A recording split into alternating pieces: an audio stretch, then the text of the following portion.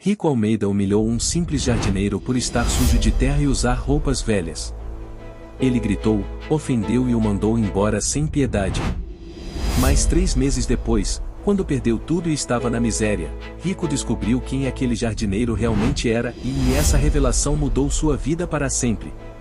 Antes de descobrir essa história incrível de transformação e redenção, me conta aqui nos comentários de que cidade você está assistindo. E se ainda não é inscrito no canal, clica no botão vermelho aqui embaixo e ativa o sininho para não perder nenhuma história inspiradora. Agora vem comigo que essa história vai te emocionar. O sol escaldante de meio-dia caía sobre a mansão dos Almeida como um manto dourado, iluminando cada canto do jardim meticulosamente cuidado. Rico Almeida desceu as escadas de mármore da entrada principal com passos apressados, o celular colado à orelha enquanto gesticulava irritadamente. Aos 32 anos, era o herdeiro único de um império imobiliário que se estendia por 3 estados brasileiros, e todos sabiam disso, especialmente ele mesmo. Não me importa se o cliente está insatisfeito, Eduardo. Você resolve isso ou está demitido? Rico desligou o telefone com força, quase arremessando o aparelho no chão. Sua frustração com um negócio que não saía como planejado o deixava ainda mais insuportável do que o habitual.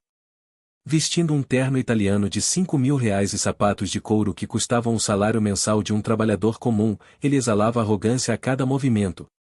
Foi então que seus olhos caíram sobre uma figura agachada próxima aos canteiros de rosas brancas, sua principal fonte de orgulho no jardim.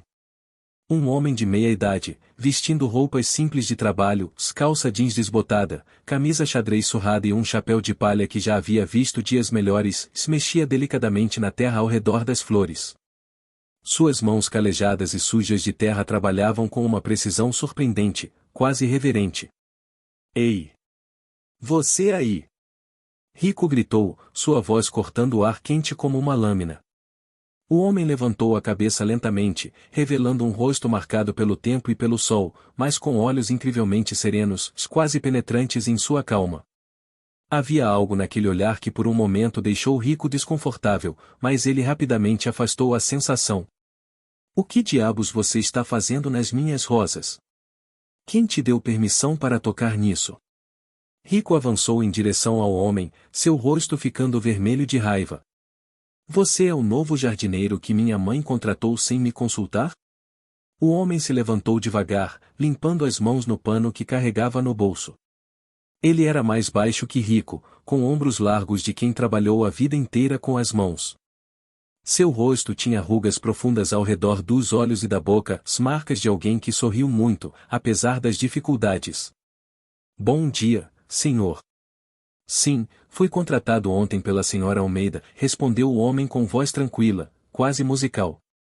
Havia educação em seu tom, mas também uma dignidade inabalável que irritou Rico ainda mais. Meu nome é Miguel Santos. Percebi que as rosas estavam com um fungo que poderia se espalhar, então estava tratando. Eu não perguntei seu nome nem sua opinião sobre minhas rosas. Rico interrompeu bruscamente, apontando o dedo para o peito de Miguel. Você foi contratado para obedecer ordens, não para pensar. Jardineiro tem que saber seu lugar, entendeu? Miguel permaneceu calmo, seus olhos escuros estudando Rico com uma intensidade que parecia enxergar além da superfície. Não havia raiva ali, nem medo, apenas uma compreensão profunda que deixava Rico inexplicavelmente perturbado. Com todo respeito, Sr. Almeida, Miguel disse, sua voz mantendo o mesmo tom gentil, eu entendo de plantas. Trabalho com jardinagem há mais de 20 anos. Se não tratarmos esse fungo agora, você perderá todas essas roseiras em 2 semanas. A audácia daquele homem em questioná-lo, mesmo que educadamente, fez o sangue de Rico ferver. Como ousava um simples jardineiro, sujo de terra e com roupas que pareciam doações, dar lições para ele? Rico Almeida, formado nas melhores universidades, dono de uma fortuna de 8 dígitos? Você acha que eu preciso de conselhos de alguém que ganha R$ 1.000 por mês? Rico riu com crueldade, aproximando-se ainda mais de Miguel. Olhe para você. Nem para comprar roupas decentes você tem dinheiro, e quer me ensinar sobre minhas propriedades? O silêncio que se seguiu foi pesado. Alguns funcionários da casa, que observavam a cena de longe, baixaram os olhos constrangidos. Todos conheciam o temperamento de Rico, sua necessidade insaciável de se sentir superior aos outros, especialmente aqueles que consideravam inferiores. Miguel respirou fundo, e por um breve momento, algo brilhou em seus olhos, não raiva, mas talvez tristeza. Uma tristeza antiga, como se tivesse testemunhado essa cena muitas vezes antes, em muitas vidas diferentes. Senhor Almeida, Miguel disse suavemente, o valor de uma pessoa não está em suas roupas ou em sua conta bancária. Está em como ela trata os outros, especialmente aqueles que não podem lhe oferecer nada em troca. A frase caiu como uma bomba no peito de Rico. Por um segundo, ele ficou sem palavras, atordoado pela sabedoria simples mas profunda daquelas palavras vindas de alguém que ele havia acabado de humilhar. Mas o orgulho foi mais forte. Como se atreve? Rico rosnou, seu rosto a centímetros do de Miguel. Você está despedido. Pegue suas ferramentas e saia da minha propriedade agora, antes que eu chame a segurança. Miguel não se moveu imediatamente. Ele olhou para Rico com aqueles olhos que pareciam ver tudo, passado, presente e futuro, e então assentiu lentamente. Como desejar, senhor. Mas lembre-se, a vida tem um jeito peculiar de nos ensinar humildade, disse Miguel, sua voz tão calma quanto antes. Às vezes, perdemos tudo para descobrir o que realmente importa. Espero que quando sua lição chegar, você esteja pronto para aprendê-la. Com essas palavras enigmáticas, Miguel reuniu suas ferramentas em silêncio, colocou-as em uma caixa velha e começou a caminhar em direção ao portão. Rico ficou ali, tremendo de raiva, mas também com uma sensação estranha no peito, como se algo importante tivesse acabado de escapar por entre seus dedos. E não volte mais, gritou Rico para as costas de Miguel, sua voz ecoando pelo jardim agora silencioso. Miguel não se virou, apenas levantou uma mão em despedida e continuou caminhando. Havia algo em sua postura, serena, digna, inabalável, que fez Rico se sentir pequeno, apesar de toda a sua riqueza e poder. Enquanto a figura de Miguel desaparecia pela rua, Rico percebeu que vários funcionários o observavam com desaprovação mal disfarçada. Ele os encarou ferozmente. Voltem ao trabalho. Todos vocês, ordenou, antes de subir as escadas de volta para dentro da mansão, batendo a porta com força. Mas mesmo enquanto se afastava, Rico não conseguia tirar da cabeça aqueles olhos serenos e aquelas palavras proféticas. A vida tem um jeito peculiar de nos ensinar humildade. O que aquilo significava? E por que não conseguia parar de pensar naquele jardineiro insignificante? 3 dias se passaram desde o incidente com Miguel, e Rico tentou esquecê-lo, mergulhando ainda mais fundo em seu trabalho. Na manhã de quinta-feira, ele chegou cedo ao escritório central da Almeida Incorporadora, um prédio de vidro e aço de 20 andares no coração da cidade. Seu escritório no último andar tinha vista para toda a metrópole, um lembrete constante de seu poder e posição. Bom dia, Sr. Almeida, sua secretária, Mariana, o cumprimentou nervosamente. Ela era uma mulher competente de 40 anos que trabalhava para a família há uma década, mas sempre andava em ovos ao redor de Rico.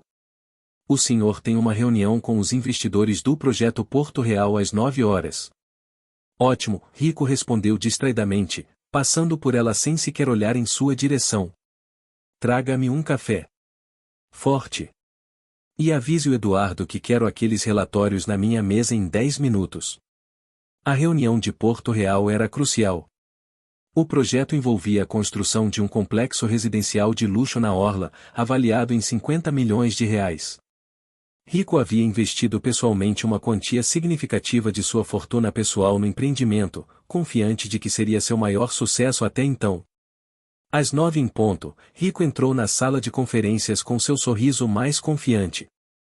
5 homens internos caros aguardavam ao redor da mesa de mogno. Mas algo estava errado, se ele podia sentir pela tensão no ar, pelas expressões fechadas, pelos olhares que não encontravam diretamente. Senhores, bom dia. Rico começou com entusiasmo forçado. Estou animado para discutirmos os próximos passos do Porto Real. Os números do último trimestre foram. Sr. Almeida, interrompeu Paulo Mendes, o principal investidor, um homem grisalho de 60 anos com reputação implacável nos negócios. Precisamos conversar. O tom de Mendes fez o coração de Rico afundar. Ele conhecia aquela entonação, era a voz que empresários usavam antes de dar mais notícias. Claro, Paulo. Do que se trata? Rico tentou manter a calma, sentando-se à cabeceira da mesa como se ainda estivesse no controle. Estamos retirando nosso investimento do projeto Porto Real, Mendes disse sem rodeios. As palavras caíram como pedras no silêncio da sala. Todos nós. Será anunciado oficialmente amanhã, mas queríamos informá-lo pessoalmente. Rico sentiu o chão desaparecer sob seus pés. O quê? Vocês não podem fazer isso. Temos contratos, acordos legais. Todos com cláusulas de saída em caso de perda de confiança na administração do projeto. Outro investidor, Roberto Silva, interveio friamente. E francamente, Rico, sua reputação no mercado está se tornando um passivo. Minha reputação? Rico ficou em pé bruscamente, suas mãos batendo na mesa. Vocês estão brincando? Eu construí metade dessa cidade. Minha família. Sua família, sim, Mendes o cortou, sua voz gélida. Seu pai, que Deus o tenha, era um homem de palavra, respeitado por todos. Mas você, Rico, você não conquistou respeito. Conquistou medo e ressentimento. Seus empreiteiros reclamam de atrasos nos pagamentos, seus funcionários falam sobre ambiente de trabalho tóxico, e seus parceiros estão cansados da sua arrogância. Cada palavra era como um soco no estômago. Rico abriu a boca para protestar, mas Mendes levantou a mão. Há boatos de que você está usando fundos do projeto de forma inadequada. Nada comprovado ainda, mas onde há fumaça? Mendes deixou a frase no ar, carregada de implicações. Não podemos arriscar nosso capital em alguém que está sob escrutínio. Isso é ridículo. Rico explodiu, seu rosto vermelho de raiva e humilhação. Quem está espalhando essas mentiras? Eu vou processar cada um de vocês por quebra de contrato. Faça o que quiser, Rico, Silva disse, já se levantando da mesa. Nossos advogados já revisaram tudo. Estamos cobertos legalmente. E honestamente? Espero que essa situação te ensine algo sobre humildade e respeito. Humildade. A palavra ecoou na mente de Rico, lembrando-o instantaneamente de Miguel. A vida tem um jeito peculiar de nos ensinar humildade. Seria possível? Não, era apenas coincidência. Os investidores saíram da sala um por um, deixando Rico sozinho com sua raiva e seu pânico crescente. Sem aquele investimento, o projeto Porto Real estava morto. E ele havia apostado tudo nele, não apenas dinheiro da empresa, mas recursos pessoais. Se o projeto fracassasse publicamente. Rico correu de volta para seu escritório, o coração acelerado. Mariana. Consiga Joaquim Silva no telefone. Agora. Joaquim Silva era seu contador pessoal, o homem que conhecia cada centavo que entrava e saía das contas de Rico. Se havia uma forma de salvar a situação, Joaquim saberia. Mas quando Joaquim atendeu, sua voz estava tensa. Rico, estava prestes a te ligar. Temos um problema sério. Eu sei do problema, Joaquim. Os investidores estão pulando fora. Quanto tempo temos antes de... Não é só isso, Joaquim o interrompeu, e havia algo em sua voz que gelou o sangue de Rico. A Receita Federal está investigando suas contas. Alguém denunciou irregularidades fiscais. Eles congelaram suas contas pessoais esta manhã.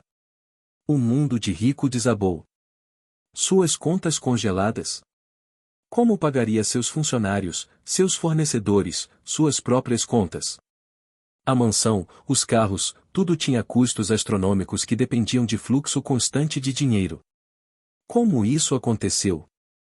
Rico sussurrou, desabando em sua cadeira de couro. Ainda estou investigando, mas parece que alguém com informações privilegiadas forneceu documentos à Receita. Documentos que mostram discrepâncias significativas entre seus gastos declarados e sua renda reportada. Rico sentiu náusea. Ele havia sido descuidado, usou fundos da empresa para despesas pessoais, mascarou transações. Coisas que muitos empresários faziam, pensava ele. Mas agora, alguém havia entregado evidências direto nas mãos das autoridades. Quem faria isso? Rico murmurou, mais para si mesmo que para Joaquim. Alguém que você desrespeitou o suficiente para querer vingança, Joaquim respondeu secamente. E Rico, pela sua reputação, a lista de suspeitos é bem longa. As horas seguintes foram um borrão. Rico fez ligações desesperadas para advogados, tentou mover recursos de contas offshore, procurou aliados no mercado. Mas a notícia se espalhou rápido e Rico Almeida estava em apuros. E no mundo dos negócios, fraqueza é sangue na água para tubarões. Quando a noite caiu, Rico ainda estava em seu escritório, cercado por papéis e relatórios, tentando encontrar uma saída. Seu celular tocou, era sua mãe. Ricardo, o que está acontecendo? A voz dela estava carregada de preocupação. Recebi ligações de vários amigos dizendo que nossos negócios estão em crise. É verdade? Mãe, e é complicado, Rico admitiu, passando a mão pelo cabelo frustrado. Pela primeira vez em anos, sentiu vontade de chorar. Seu pai sempre disse que orgulho vem antes da queda, Dona Helena falou suavemente. Quantas vezes tentei te avisar, filho? Você tratou tantas pessoas mal, achou que seu dinheiro te fazia melhor que os outros. Não agora, mãe. Rico explodiu. Eu não preciso de sermão, preciso de soluções. Houve silêncio do outro lado. Então, com voz magoada, Dona Helena disse, talvez o que você precise seja aprender a lição que a vida está tentando te ensinar. Boa noite, Ricardo. Ela desligou, deixando Rico sozinho no escritório escuro, a cidade brilhando lá embaixo, uma cidade que ele pensava controlar, mas que agora parecia zombar dele de cada janela iluminada. E novamente, as palavras de Miguel ecoaram em sua mente, espero que quando sua lição chegar, você esteja pronto para aprendê-la. As semanas seguintes foram um pesadelo que Rico nunca imaginou possível. O que começou como a retirada dos investidores rapidamente se transformou em uma avalanche de problemas que ameaçava enterrá-lo completamente. Na segunda-feira seguinte, o noticiário econômico abriu com a manchete Império Almeida em crise e investigações revelam possíveis irregularidades. Rico assistiu às notícias do sofá de sua mansão, ainda vestindo o mesmo terno amarrotado do dia anterior. Ele não havia dormido direito há dias. Sua barba por fazer crescia descuidadamente, algo impensável para alguém que sempre se orgulhou de sua aparência impecável. Na tela, analistas discutiam friamente o destino de sua empresa como se fosse apenas mais um caso de estudo de fracasso empresarial. O que observamos aqui é um padrão clássico de má gestão combinada com arrogância corporativa, dizia um dos comentaristas, um economista que Rico havia conhecido em eventos sociais. Rico Almeida acreditou que era grande demais para cair, que as regras não se aplicavam a ele. Agora, está pagando o preço. O telefone de Rico tocou incessantemente. Eram principalmente advogados, credores e jornalistas buscando declarações. Ele parou de atender depois do 10º chamado. O que poderia dizer? Que estava perdendo tudo. Que sua conta bancária, antes recheada de milhões, agora mostrava um saldo congelado e dívidas crescentes. Eduardo, seu assistente mais leal, apareceu na porta da sala com expressão sombria. Rico, precisamos conversar. Se for para me dar mais notícias, pode guardar para você, Rico murmurou, sem tirar os olhos da televisão.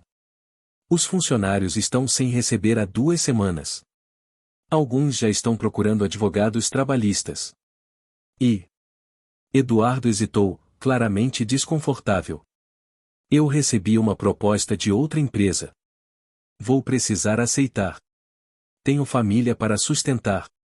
A traição daquelas palavras deveria ter doído mais, mas Rico estava entorpecido demais para sentir qualquer coisa além de uma resignação vazia. Claro, Eduardo. Todos os ratos deixam o navio afundando. Por que você seria diferente? Não é sobre lealdade, Rico, Eduardo respondeu, e havia algo parecido com pena em sua voz. É sobre sobrevivência. E honestamente, talvez você devesse pensar nisso também. Enquanto ainda há tempo de salvar alguma coisa. Depois que Eduardo saiu, Rico finalmente desligou a televisão. O silêncio da mansão era opressor. Onde antes havia o burburinho constante de funcionários, jardineiros, empregadas, agora havia apenas eco. Dona Helena havia dispensado a maioria do pessoal na semana anterior, mantendo apenas uma cozinheira e uma diarista. Não havia dinheiro para pagar mais que isso. Rico caminhou até a janela que dava para o jardim. As rosas brancas que ele tanto se orgulhava estavam morrendo. Manchas escuras de fungo se espalhavam pelas pétalas, exatamente como Miguel havia alertado. A visão daquelas flores murchando, apodrecendo lentamente sob o sol, era uma metáfora perfeita para a sua vida. Miguel estava certo, Rico murmurou para si mesmo. Sobretudo. Naquela tarde, a situação piorou ainda mais. Seu advogado, Dr. Mário Santos, ligou com notícias devastadoras. Rico, a Receita Federal não está brincando. Eles têm evidências sólidas de sonegação fiscal ao longo dos últimos 5 anos. Estamos falando de milhões em impostos não pagos. Mas eu posso pagar agora. Rico protestou desesperadamente. Posso vender ativos, a casa, os carros. Não é só sobre pagar, Rico. Há questões criminais envolvidas. Estou negociando para evitar prisão, mas você vai enfrentar multas pesadíssimas e possivelmente perda de direitos de gestão de empresas. Prisão. A palavra pairou no ar como uma sentença de morte. Rico Almeida, que uma semana atrás jantava com políticos e celebridades, agora enfrentava a possibilidade real de uma cela. Como chegamos aqui? Rico perguntou, sua voz quebrando pela primeira vez. Você quer honestidade? Dr. Mário suspirou.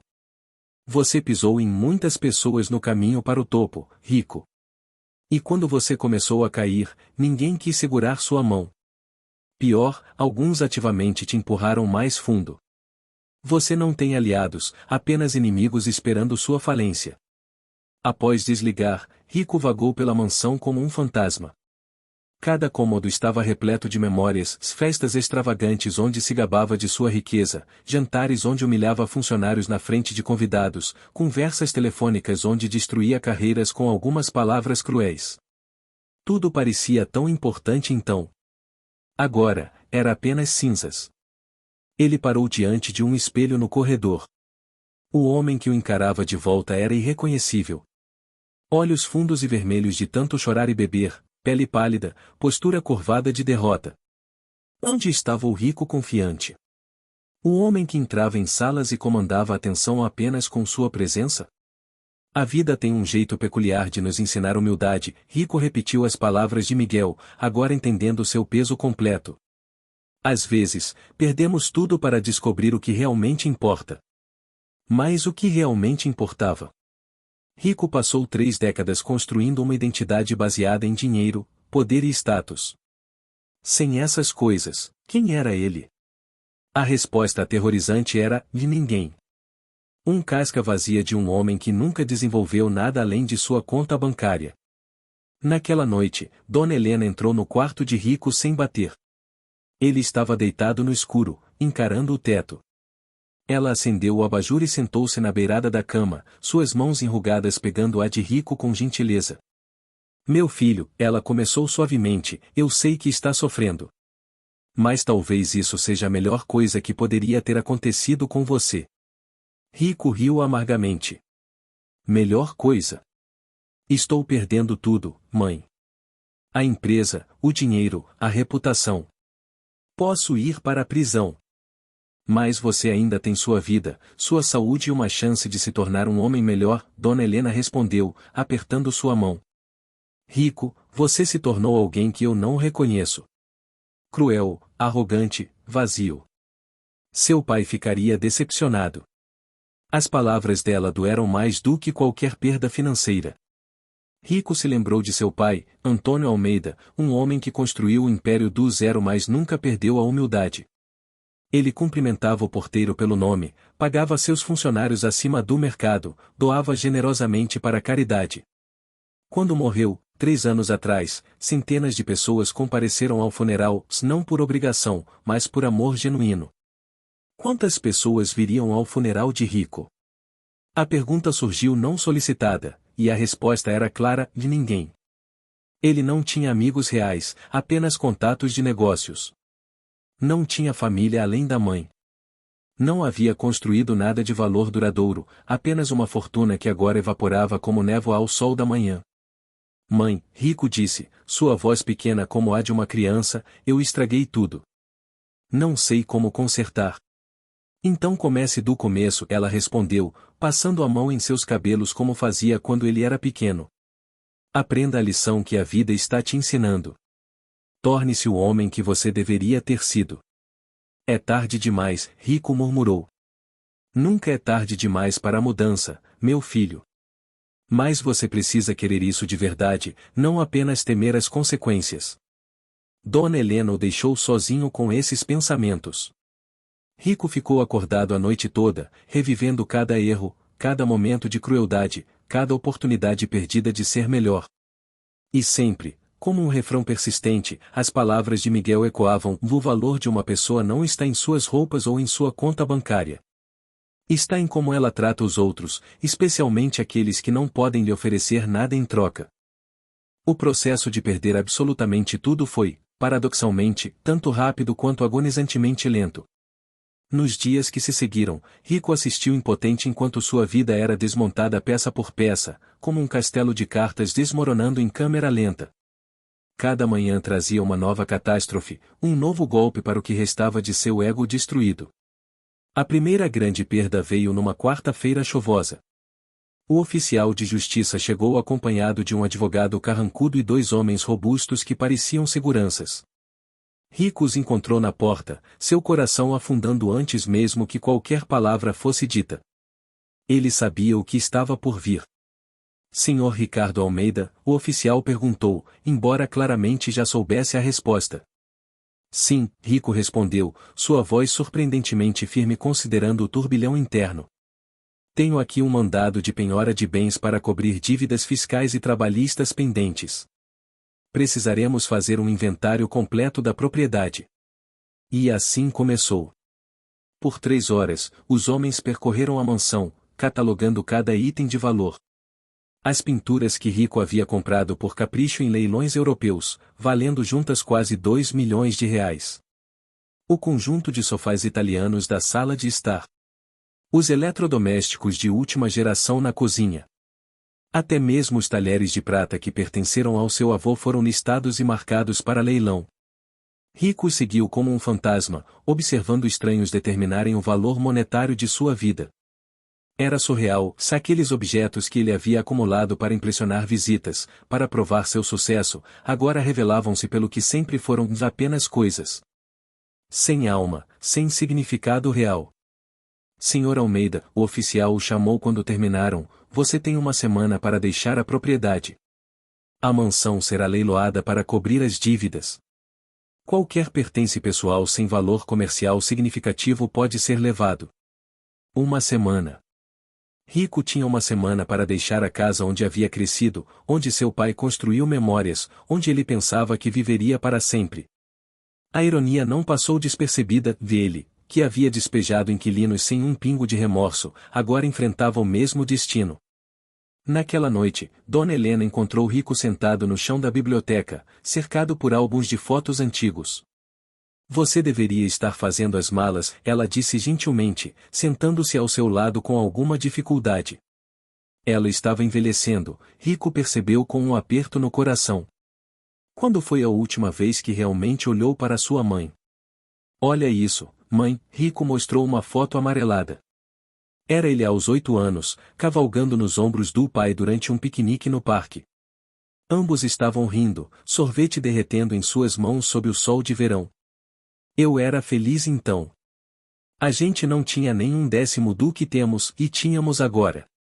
Mas eu era feliz. Você ainda pode ser feliz, Ricardo, Dona Helena disse, sua mão enrugada cobrindo a dele. Mas não com as coisas que você perseguiu até agora. Dinheiro, status, poder, se essas coisas são areia movediça. Quanto mais você se agarra, mais afunda. Papai entendia isso, não é? Rico perguntou, olhos fixos na foto. Seu pai sabia que ele era apenas um guardião temporário da riqueza, não seu dono, ela respondeu. Ele sempre dizia, Helena, o dinheiro é uma ferramenta, não um objetivo. Mas depois que ele morreu, você mudou. Se tornou obcecado em provar algo. Provar o quê? Que era digno. Que era tão bom quanto seu pai. Mas você buscou no lugar errado. Dona Helena suspirou. Seu pai era amado não por seu dinheiro, mas por sua bondade. Você tem a chance agora de aprender essa diferença. Os dias seguintes foram um borrão de atividades humilhantes. Rico vendeu seus relógios de luxo por uma fração do valor original. Seus carros importados foram rebocados por compradores que regatearam sem piedade, sabendo de seu desespero. As roupas de grife foram doadas, não havia mercado para ternos personalizados de um empresário caído em desgraça. O que mais chocou Rico foi a velocidade com que as pessoas desapareceram de sua vida. Amigos de anos, pessoas que haviam bebido seu champanhe e comido em sua mesa, agora não atendiam suas ligações. Colegas empresários que o cumprimentavam efusivamente em eventos sociais atravessavam a rua para evitá-lo. Ele se tornou uma persona não grata da noite para o dia, um lembrete ambulante de que a fortuna pode mudar repentinamente. Na sexta-feira, exatos 6 dias antes do despejo, Rico recebeu a última visita em sua mansão prestes a ser perdida. Era Carlos Mendonça, um antigo sócio de negócios que ele havia traído anos atrás, roubando um cliente importante com táticas antiéticas. Rico esperava a gozação, vingança, um momento de eu te avisei. Mas Carlos simplesmente estendeu um envelope. O que é isso? Rico perguntou, desconfiado. Um cheque. Suficiente para você alugar um apartamento modesto e comer por alguns meses enquanto se reorganiza, Carlos disse. Considere um empréstimo sem juros. Pague quando puder. Rico olhou para o envelope como se fosse uma cobra. Por que você faria isso? Eu te tratei terrivelmente. Roubei aquele cliente da sua empresa. Sim, você fez, Carlos concordou calmamente. E eu fiquei com raiva por anos. Mas então percebi que guardar rancor só me machucava. Além disso. Ele hesitou, seu pai me ajudou quando eu estava começando.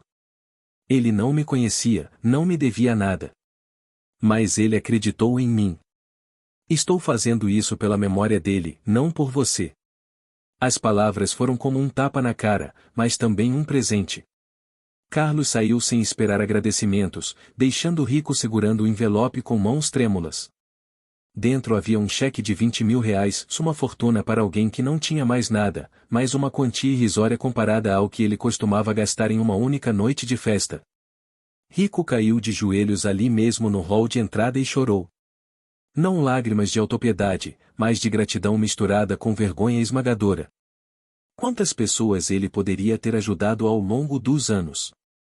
Quantas vidas poderia ter tocado positivamente se não estivesse tão obcecado consigo mesmo? Pela primeira vez, ele começou a entender o que Miguel havia tentado lhe ensinar naquele dia no jardim. O valor real não estava no que você possuía, mas no que você dava. Não no quanto as pessoas te temiam, mas no quanto te amavam. Não em sentar no topo sozinho, mas em erguer outros junto com você. Na noite de domingo, a última que passaria na mansão, Rico ficou acordado no que restou de seu quarto. Quase tudo havia sido levado. Ele dormia agora num colchão inflável emprestado, cercado por algumas caixas de pertences pessoais que não tinham valor comercial, fotos, cartas antigas, recordações sentimentais. Ele olhou pela janela para o jardim iluminado pela lua. As rosas estavam completamente mortas agora, suas pétalas marrons e murchas espalhadas pelo chão como lágrimas congeladas. E no centro do canteiro, ele podia jurar que via a figura de Miguel, de pé com seu chapéu de palha, olhando de volta para ele com aqueles olhos serenos e conhecedores. Rico piscou, e a imagem desapareceu. Apenas sombras e luz da lua. Mas a mensagem permanecia clara, e sua vida antiga estava morta como aquelas rosas. Mais diferente delas, ele tinha a chance de renascer. A questão era, ele teria coragem para isso? Quando o sol nasceu na segunda-feira, Rico Almeida deixou a mansão pela última vez, carregando 2 malas e uma mochila, tudo o que restava de uma vida de luxo. Dona Helena já havia se mudado para um apartamento menor que alugaram com o dinheiro de Carlos. O apartamento que Rico e Dona Helena alugaram ficava num bairro popular da periferia da cidade, a quase 40 quilômetros da mansão que haviam deixado para trás. Era um modesto 2 quartos no 3º andar de um prédio sem elevador, com paredes finas o suficiente para ouvir as conversas dos vizinhos e o choro de bebês durante a madrugada. Para Rico, acostumado a 1.000 metros quadrados de luxo, aqueles 50 metros quadrados pareciam uma cela de prisão. Pelo menos é limpo e tem o básico, Dona Helena comentou com otimismo forçado, abrindo as janelas para deixar entrar o ar quente da tarde. A vista era para um pátio interno onde crianças jogavam futebol com uma bola murcha, seus gritos ecoando entre os prédios apertados. E os vizinhos parecem simpáticos. Dona Conceição do apartamento ao lado já me ofereceu café. Rico não respondeu.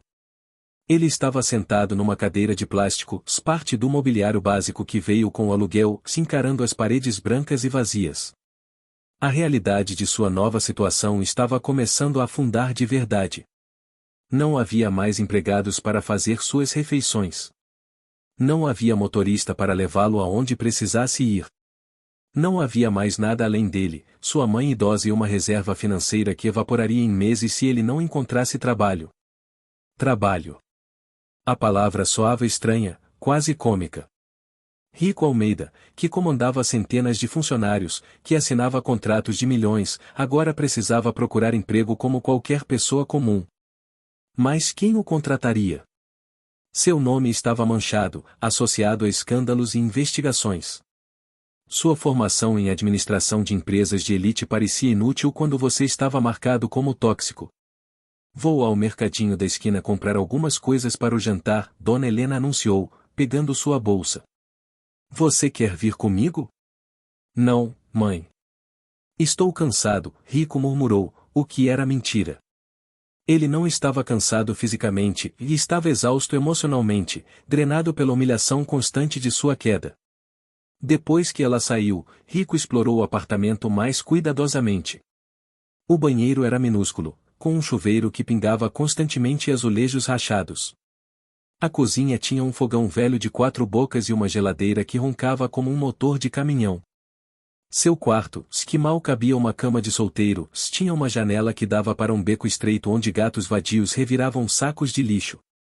Ele se deitou na cama dura e fechou os olhos, deixando a realidade lavar sobre ele em ondas de desespero. Como havia chegado ali? Há 2 meses, ele estava jantando em restaurantes estrelados pelo Michelin. Agora, sua mãe de 70 anos estava comprando macarrão e salsicha no mercadinho porque era o que podiam pagar.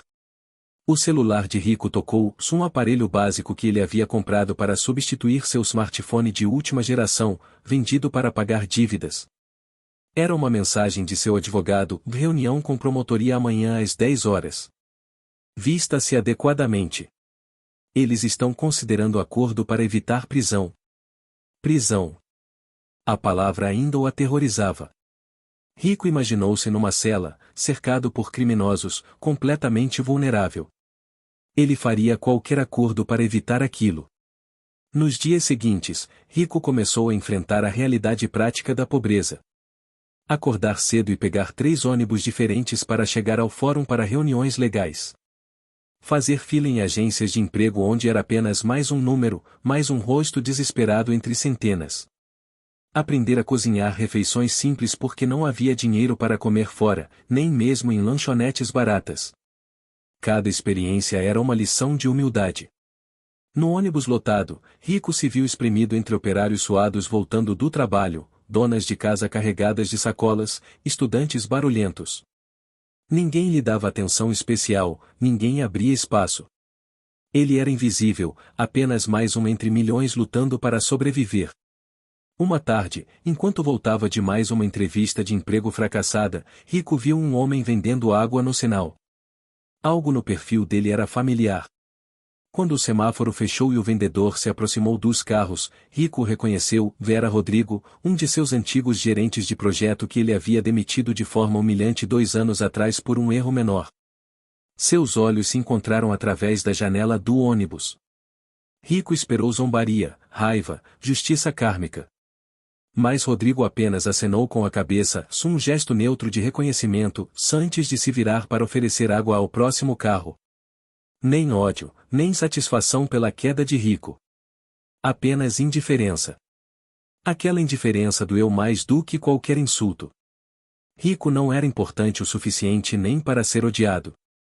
Ele era nada, ninguém, um fantasma de um homem que uma vez pensou que governava o mundo. Chegando em casa, Rico encontrou Dona Helena conversando animadamente com uma vizinha no corredor. Ah, Ricardo. Esta é Dona Conceição.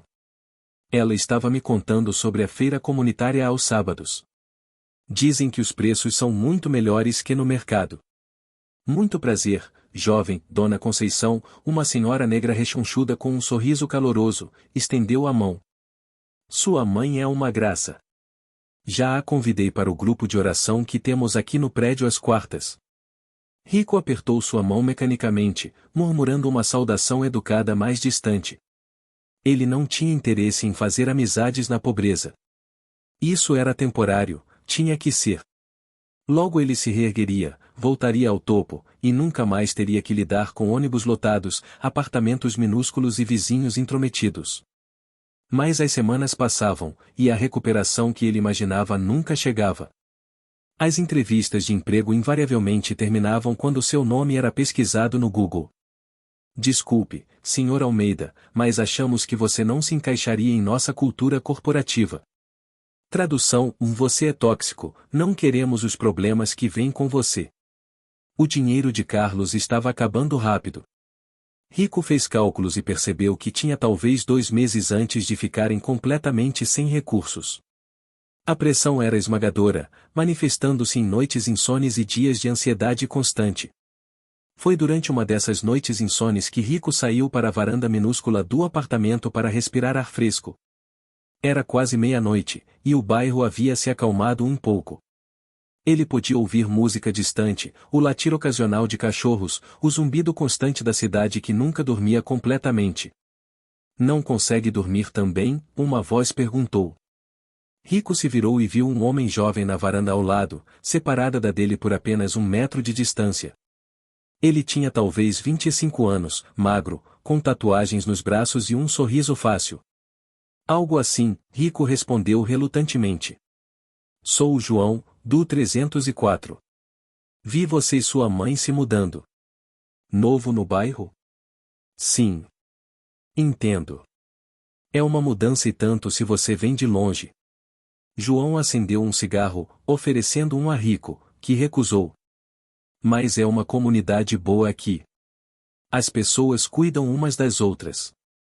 Não é como nesses bairros ricos onde ninguém conhece o vizinho.